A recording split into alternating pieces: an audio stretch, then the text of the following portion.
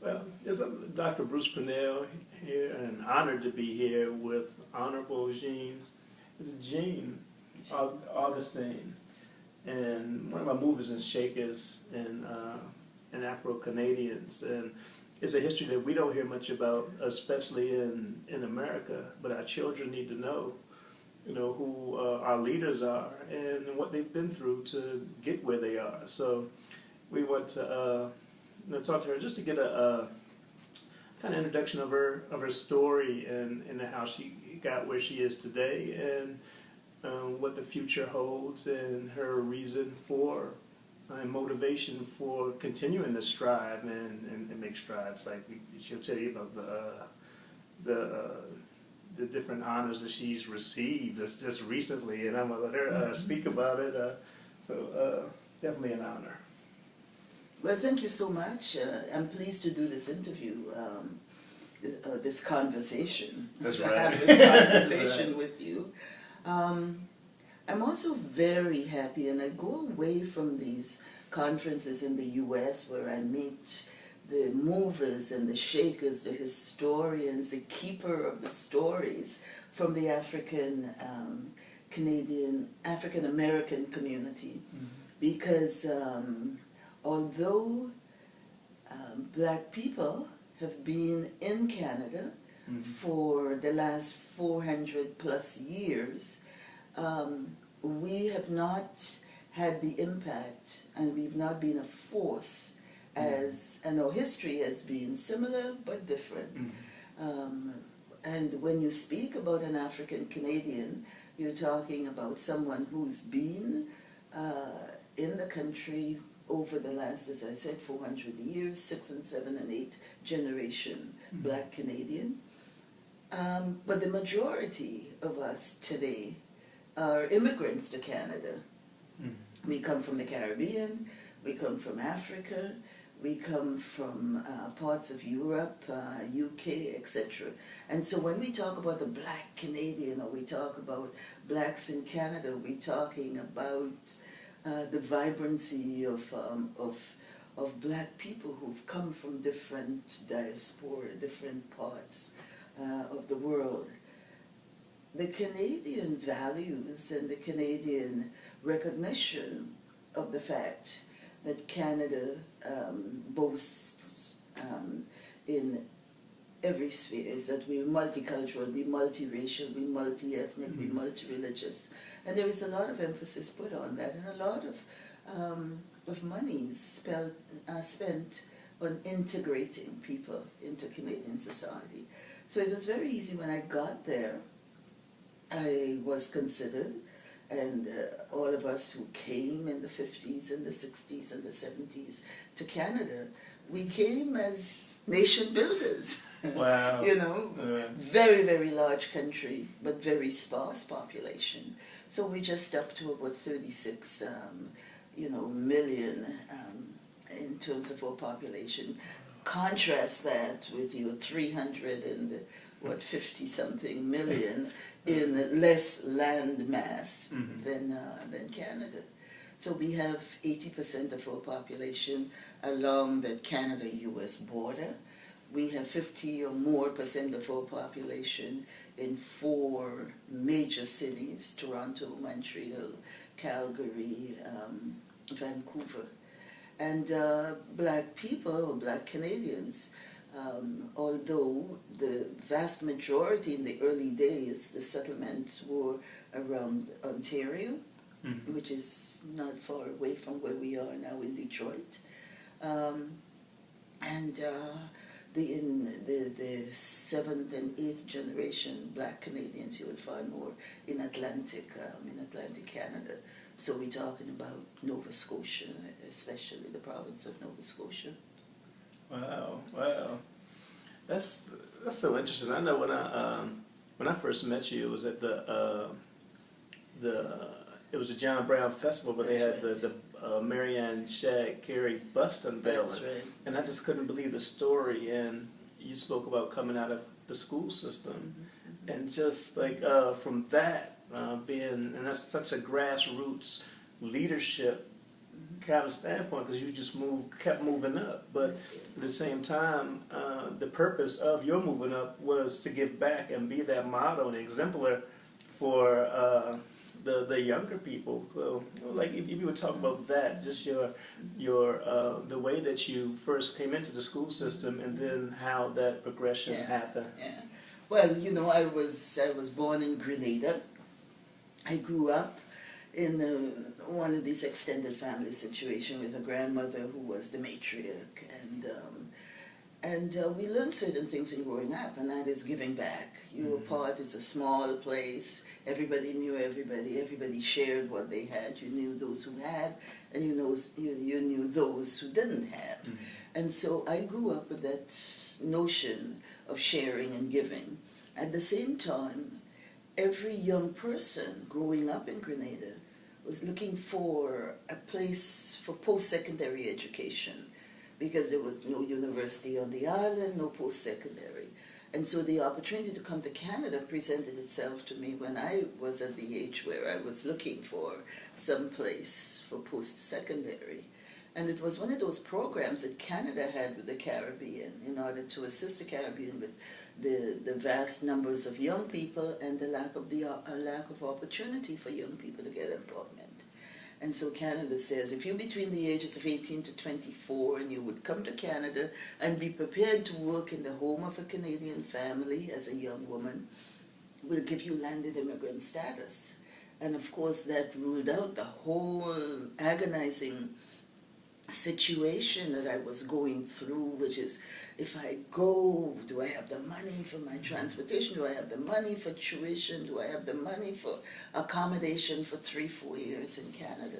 So this was a great opportunity for me, and I lived with a wonderful family. We're still friends. Went to Teachers College, started teaching, did my BA, my Master's in Education, all at the University of Toronto.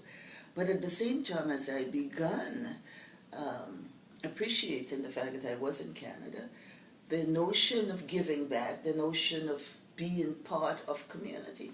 So I spent a good deal of my time organizing and involving myself in community.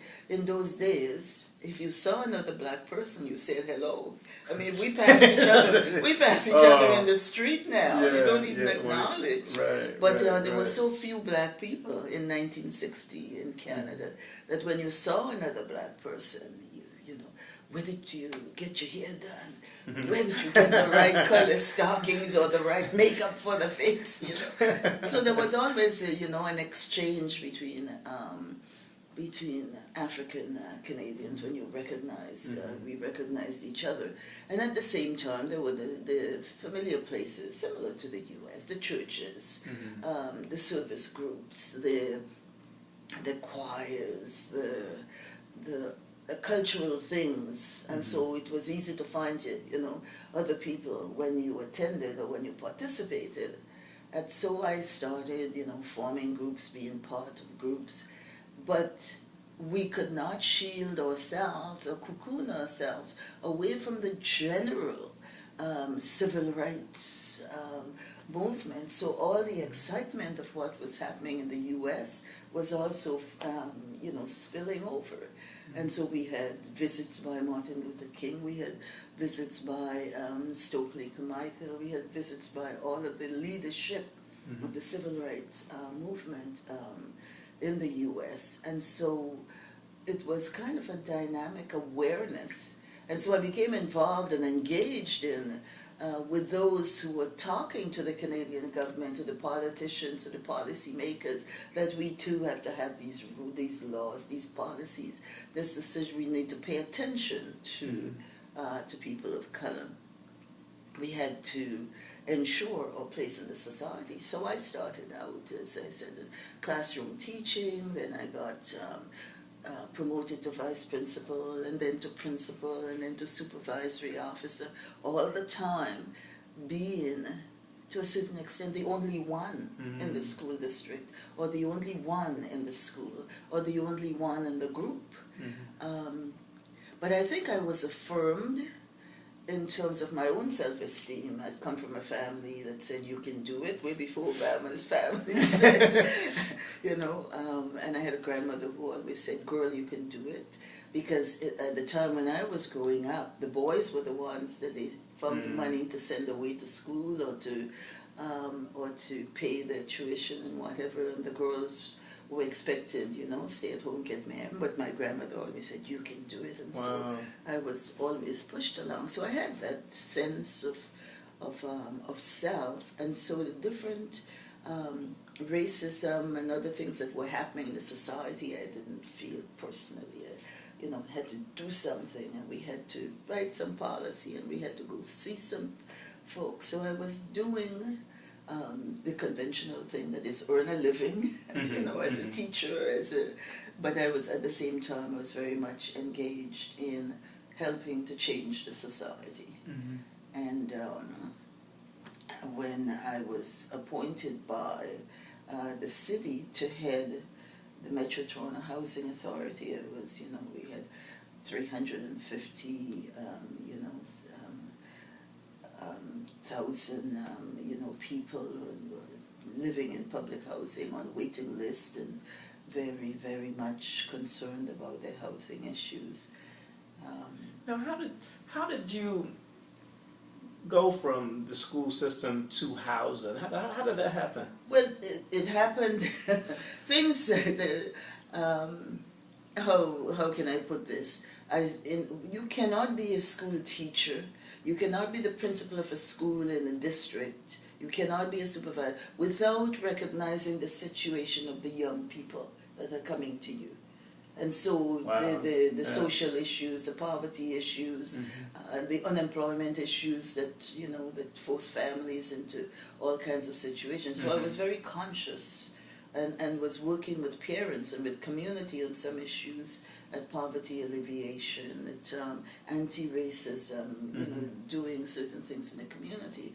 And so I was asked by the Prime Minister of the time, Pierre Elliott Trudeau, I was asked to sit on an advisory council. And that advisory council was looking at the status of women. And that was after the 1975 World Conference, United Nations Conference, on the status of women. And Canada had to respond to the UN and to move forward.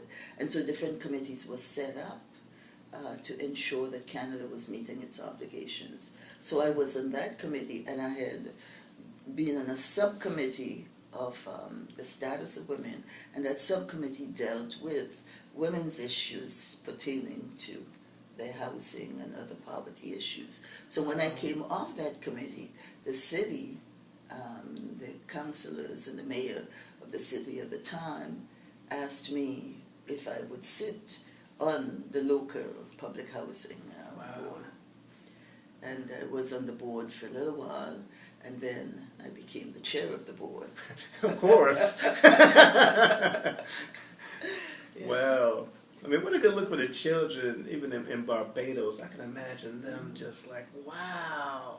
Yeah. I mean, it's a statement that anybody can. And like I said, your grandmother told you that, girl, you can do it. Yes. But you did it. Yeah. It's like, and you continue to do it. And well, that is the thing. It's continuing to. It's not something you want to do and then that's it. Yeah. I've reached whatever and then that's it. So you keep working with people.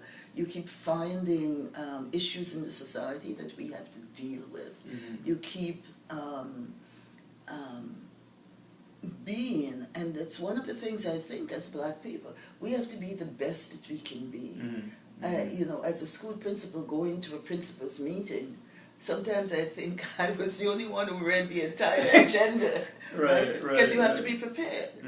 Because, we know that there are expectations out there that we're going to screw up, or that we're going to do. And I've always said to myself, when I walk out of this room, everybody has to remember the contribution that I've made to this discussion. Wow. And so, the old saying, you have to be twice as good and 3 times better, and you also, but I did learn very early work ethic, Mm-hmm. You know, I also learned respect for, you know, for others. If you say I'm going to be there, then you're there. Mm-hmm. If you say the meeting is 10 o'clock, then you're there, you know, for 10 o'clock prepared. Mm-hmm. So I've always been, it's kind of my own personal qualities, plus the qualities I think that everyone in leadership has. Mm-hmm. You know, the ability to accomplish some tasks, to set some goals, and also recognizing and realizing that service is the bottom line, that one has to give back. And again, going back to my grandmother, it was, her old saying was, to whom much is given, much is expected. Right? God give you a brain, she says. You know, and you can read. And she used to send me to read for, you know, whether it was people in what was called a poorhouse, or whether it was a neighbor who had a son overseas and the neighbor couldn't write, to write the son. My grandmother would say, you have a brain, God gave you, God gave you something, go share it. Wow. And so I grew up with that notion. So I've always been engaged. I was the national president of the Congress of Black Women of Canada. So I went all across Canada organizing chapters of the Congress of Black Women, and then pushing for us to accomplish, to get things on the government agenda. And and everything led to my being elected in 1993. It's amazing. I mean, one, kind of the self-fulfilling prophecy of, even if your grandmother didn't know what those words would mean to your entire life, and that, you know, the impact that those words actually had. But, you know, we're dealing with a major problem with our children as far as these same leadership characteristics that you speak of, because it's like, it's available, but the motivation isn't there to achieve. And they call it achievement gap. So we have the achievement gap, but it's the children not being motivated to pursue education in that way, in an aggressive sense, in that you have to be better. You have to be more qualified to show that, to actually compete. Well, I make a difference between poverty and impoverishment. Ooh, deep. Right? Because there are a lot of kids who are in impoverished environment. And that is the environment that's not motivating. And this is where I think you and I and all of us in any kind of leadership, we have a responsibility to encourage our young people. I know when I was in what we called it standard at the time, I was in standard 3, standard 4, standard 5. There was a shopkeeper where we used to go in to buy candy after school. And his name was Mr. Jones. And Mr. Jones took an interest in all of us. We would bring our report card at the end of the term and show Mr. Jones, right? Yeah. And Mr. Jones would say, you can do it, I know you can, give us an extra candy. I mean, that was a motivation too. But at the same time, we don't want to let down Mr. Jones. Wow. Because he was one of those, and I think all of us in community have to do that empowering, have to do that messaging, have to take interest in our young people. Because oftentimes the one word, the one sentence, the one whatever is what becomes, you know, the motivating factor for a young person. That's right. It's interesting. Like, we have a radio show called Realize with Dr. Bruce, and every third Sunday we broadcast. Like, this topic for this Sunday is, they say it takes a village to raise a child. Well, where's the village? Yes. So the piece that you're speaking of, like, now, sometimes we don't even speak to each other. We don't acknowledge each other. So, you know, where is the village? What happened to that piece that you speak of? The, you know, just the Mr. Jones, anybody, anywhere, you know, actually had, you knew that you had support, and you were accountable to somebody else to achieve. And I don't know what's happening. Is it individualism? Is it commercialism? Are we buying into something else that doesn't really represent us? And that's what we're really trying to discover, so we can really help our children out of this, whatever it is that's going on. Well, some people look for big things. They want to do something that's really big. And I often say, it's not the big thing. It's the standing up beside the young boy and saying, what's your name? What school do you go to? What do you like? What would you like to do? And if an expression comes out, every one of us is a network of some kind. And this is what I do presently, and this is what I do, I'm told that I do well. I don't know everything, but I know this person over there can do so and so. And next time as soon as I have the opportunity, I pick up the phone. And I say, hey, Smithy, I just met a young fellow who has this real shine in his eye, and he really wants to, whatever it is. Can I send him over to have a chat with you? Wow. Or can I bring him over some evening to, So it's kind of bringing young people. There is a young woman who has a program right now. And all she does, she takes the young kids 1 day a week, 4 or 5 of them, and she marches through different people's offices just to expose them to the fact that we have people who have an office and a desk, and this is what they do and whatnot, and they sit around my desk, and I talk about whatever, and if a phone call comes in, I answer it while they're there so they can see the workings of whatever. And you give them some water, you give them a can of pop, and then she marches them after somebody else. But it's a way of exposing. That's right. And this is where I talk about the impoverishment, because oftentimes our young people do not have opportunities to experience certain things.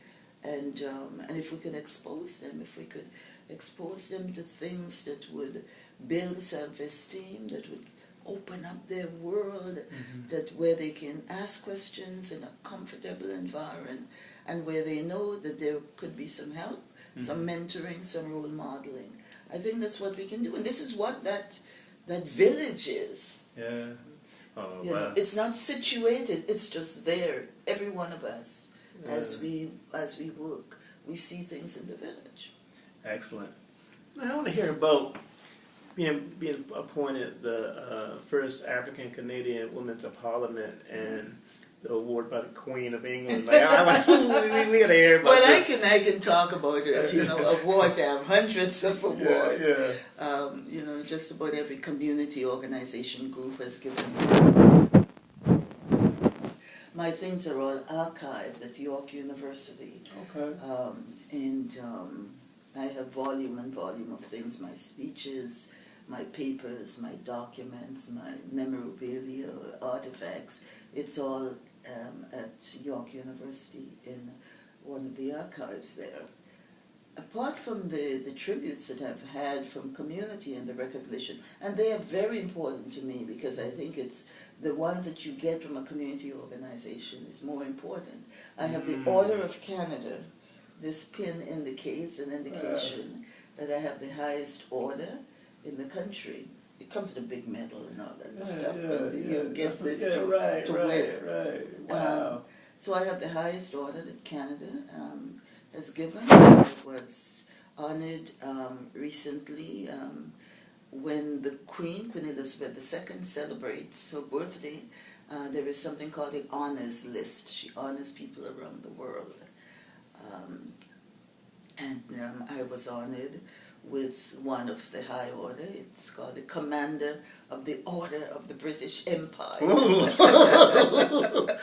So after my name, I can have, Jean Augustine, BA, MEd, LLD honors. I have 4 honorary degrees from 4 of the top universities in Canada: McGill University, York University, University of Toronto, and Guelph University. So I have 4 honorary doctorates. Wow.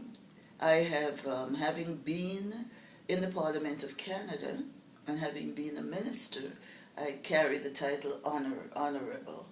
Yeah. And also, when you are sworn into as a member of Parliament, and when you're sworn into the cabinet, it's called the Privy Council.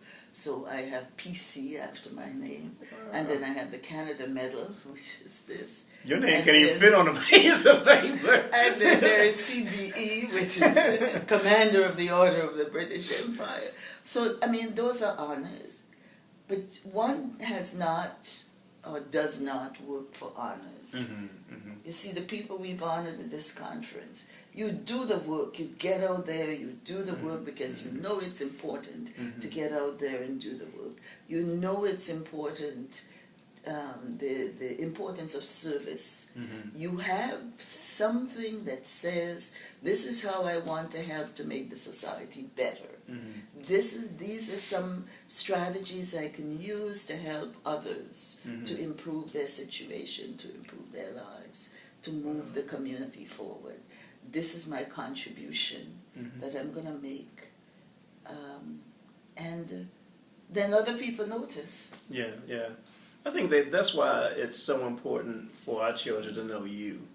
I mean, I've met all kinds of titles, people with titles that really, I never could really feel the leadership. So I didn't take even one opportunity to introduce our children to them, because our children get so disappointed because the leadership isn't no integrity in the leadership. It's just a title, and that's our children need to see something else, and that's why I'm excited about introducing our children to you, and to really understand, like, look, it's always about something bigger. Yes. It's a bigger picture that it's about. It's not. So you're not working for awards, or they're coming to you because of what you're doing, and that's it's definitely a difference. I have a lovely note I got last night from a young woman. By the way, I have circles of young women that I meet with every so often. I take them out, or I bring them in my thing. Or if something is happening and I can get tickets, I make sure that they're there. And I have different levels. I have young women who have reached the top of whatever, the young lawyers, the young whatever, and at the same time they don't have people that they can talk to as they move up. So I have that group of young women. Then I have the others that I'm trying to bring along. I opened a center with a group that have been doing some things over the years called PAC, and we talk about urban peace, what can bring urban peace, the kind of stuff. And it's the Jean Augustine Center for Young Women's Empowerment. Wow. I think I have a brochure I can give to you. Oh, definitely. And it's all about, how you get young people in, and what kind of things, and how can you put them in an environment where there are models. So we have a kitchen, huge kitchen, and we talk about how you can make a meal for a family on $10 and $15. How can you take the $7 that you go to McDonald's with and turn it into a real nutritious meal at home? That's right. And what kind of things you can buy and cook and not spend a lot of time in the kitchen as a young person. We have sewing machines, because I think it's important that young people know how to do this if this is their inclination. We have music programs, we have television arts program, how to do lighting, how to do different things that would enable them to get a job. We have computers, we have all kinds of stuff in there. So it's a very dynamic place where young people come and go, and at the same time they're in the presence of volunteers and others who are, who have careers and who can role model and mentor them along. There is the Toronto District School Board honored me by naming one of their academies, the Girls Academy, and it's really saying, if girls are educated with girls in a girl-friendly setting, that girls do better at math, girls do better at science, girls do better in sports, and this is almost an opportunity for the school board to bring girls to, well, it is an opportunity for school boards to bring girls together and educate them for girls' leadership in that academy. And the school was going for about a year and something, and they decided that they have to name it. I think the suggestion that they not just call it Girls Leadership Academy, but name it after some.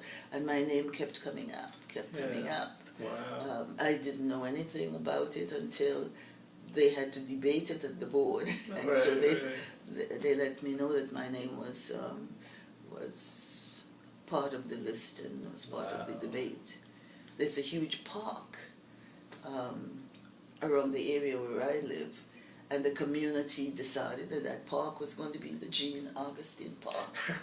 Wow. And until it was going to go to council, I knew. So I don't, run out there saying, how about me, how about me? Mm-hmm. And one of the things, as I was saying earlier, I got a letter from this young person, and she was saying to me, she said, you're so approachable. Mm-hmm. I can talk to you or come up to you. And that's what I try. This is who I am. Right. I talk to people. I associate with people. I don't say, well, I am, I was elected and I was a minister, and that doesn't, that's not front of mind for me. It is, how do I make others, how do I motivate others to be the best they can be? Wow, that's excellent. And I say we really we appreciate you and what you've accomplished, and definitely our organization Higher Hopes. We're definitely. Where is my bag? Reach out. Yeah, the Higher Hopes bag. We get you. We got your Higher Hopes bag. Yeah. That's right. Remember you the bag? Oh my God, this wonderful bag. Yeah. I was telling everybody about this. We'll get you a bag. We'll get you a bag. But we definitely want to connect our young sisters in different communities and throughout the Washington metropolitan area to the Jean Augustine Empowerment Center for Girls, because we definitely want them to meet you, and they'll be reaching out because they also they need that.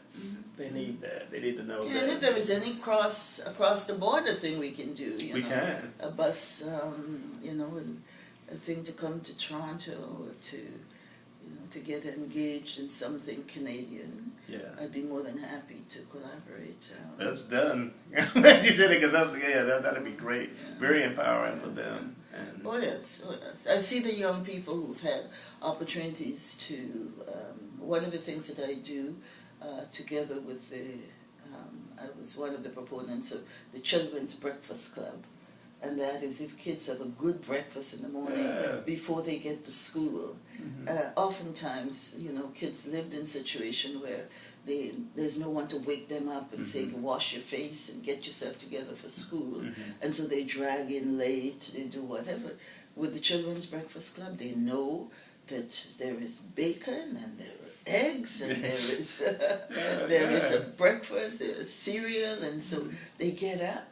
And with adults there, feeding them a good breakfast, changing the mood for them and getting them prepared, for school, they do far better in school than when they come to school with nothing. So once a year, when I was elected 93, 94, I think was the first year, we have some collaboration with the bus company at the time, and they gave us 2 buses, brought the kids to Ottawa, and had them walk through the Parliament of Canada, things that their parents would not do with them, and places that they would not, just decide I'm going to visit the Parliament of Canada. And that experience, when I meet young people now, who were part of that, those tours, they speak all the time about what it has done, for them, and the vision and the just open up the vista, open up the world for them, It's like you extended the love, insight, intuition of your grandmother to the community and those things that you experienced and were connected to your achievement and just the motivation to achieve. and extending those pieces, and it's fascinating. It makes so much sense. It's love. It is It's love. love and It high is love. expectations. Yes, and the other is the fact that, I mean, the human, it's almost like a human condition. If people see you doing things, it's amazing how people would jump in and help. And so I have a whole roster of people that I can call on for this or call on for help with, you know.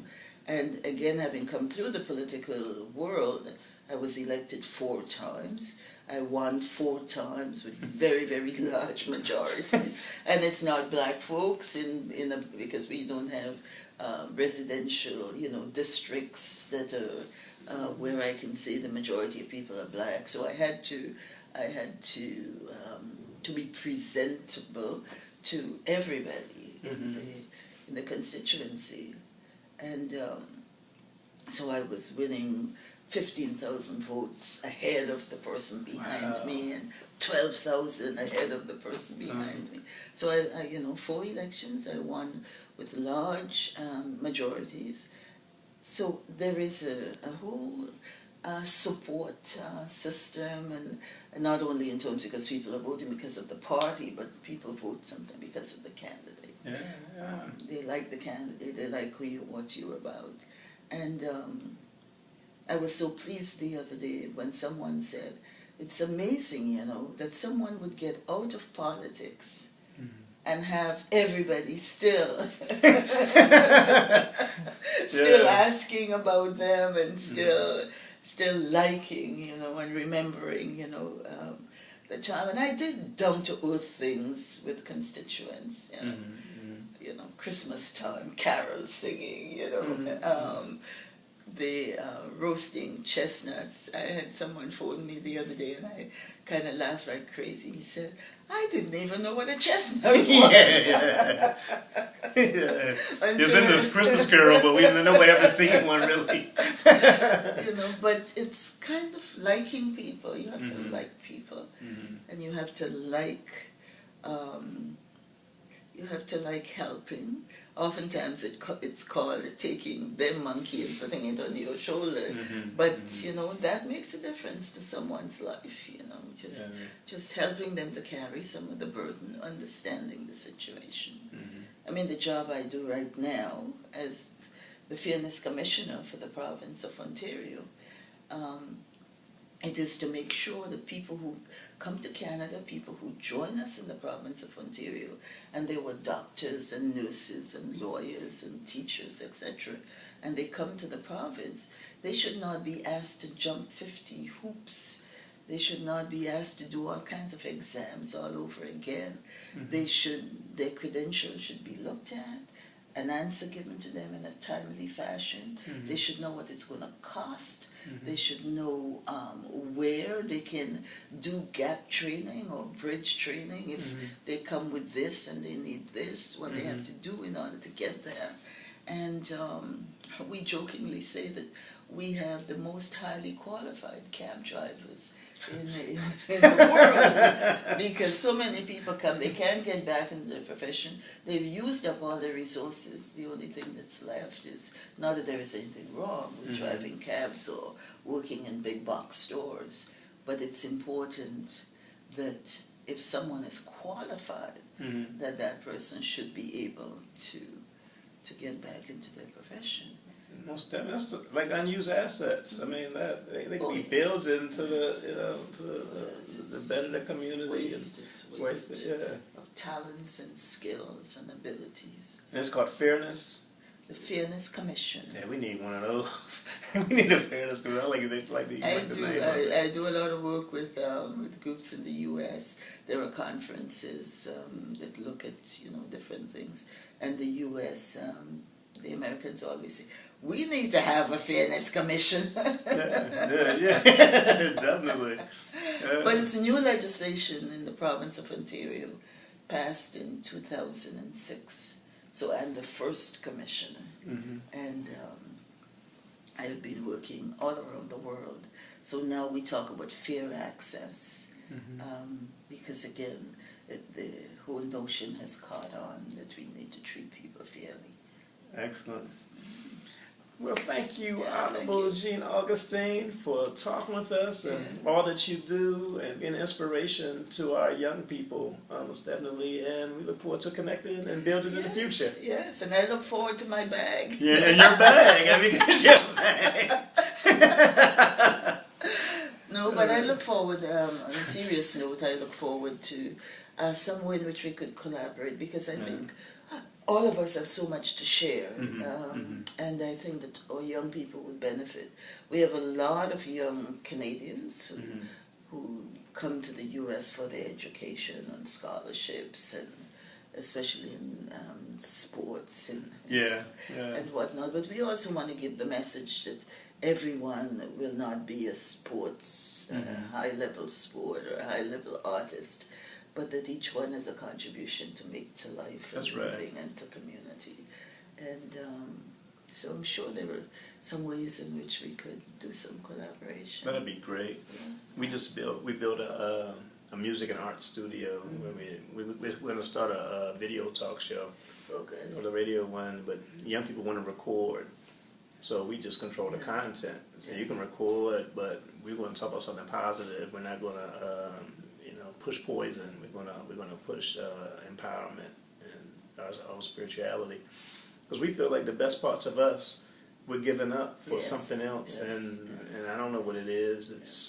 It's something that they're showing, and they're promoting our destruction basically by the mass media. So we need an alternative. So our movement tagline is we're redefining cool. So we said the new cool is going to be positive, with integrity, with leadership. That's cool. That's cool. Yeah. Exactly. And that message has to be out there, and that message has to resound throughout the community. I think that, and maybe I shouldn't go there, because oftentimes I think our religious leadership has let us down. In so many ways, and the messages are there, and the young people are turning away from what used to be the things that sustained and maintained us throughout our history. Yeah, they are. Our young people don't want to go to church because they feel like it's something wrong with the leadership of the church. And that's there is, and to some extent there is. Yeah. But we just have to work at it, and it takes people like yourself and others who are conscious of what needs to be done. And I'm sure you know the old story of this man walking along the beach, and the starfish are scattered all over the beach, and he's picking one up and throwing, and someone sat there looking at him, and then shouted out, "Hey, you can't save the youth, what you doing, kind of like useless work." Right. And he says, "Well, I can't save them all, but I can save this one." That's right. So I think whatever, we can't really save the world, but at least we can do the best we possibly can. And save some. Excellent. All right.